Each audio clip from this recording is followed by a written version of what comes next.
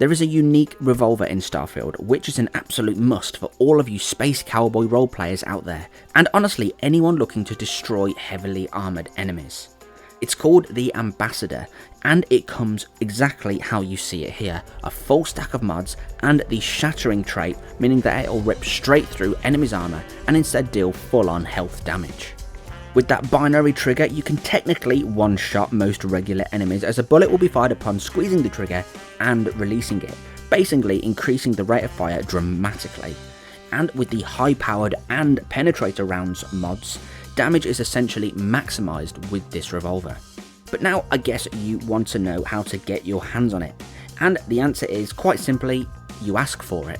It is owned by Ambassador Radcliffe of the Freestar Collective Embassy in New Atlantis on the planet of Jemison.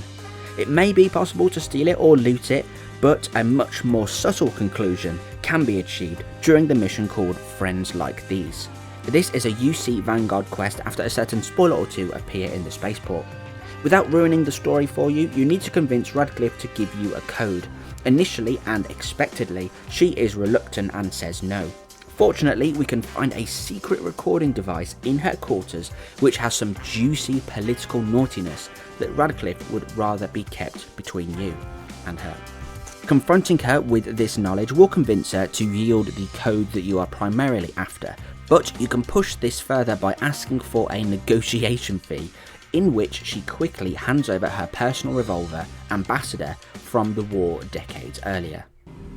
But where are my manners? Here, my pistol. Laredo. Custom made. Now, with my error rectified, I presume we have a deal? On a side note, keep pressing her and she'll throw an extra 7,000 credits your way. If you found this helpful and you'd like to see more content like this on the channel, then leaving a like really helps me out, and headshotting that subscribe button is the best way that you can make sure that you don't miss future videos from me. Thank you very much for watching, and I shall see you in the next one.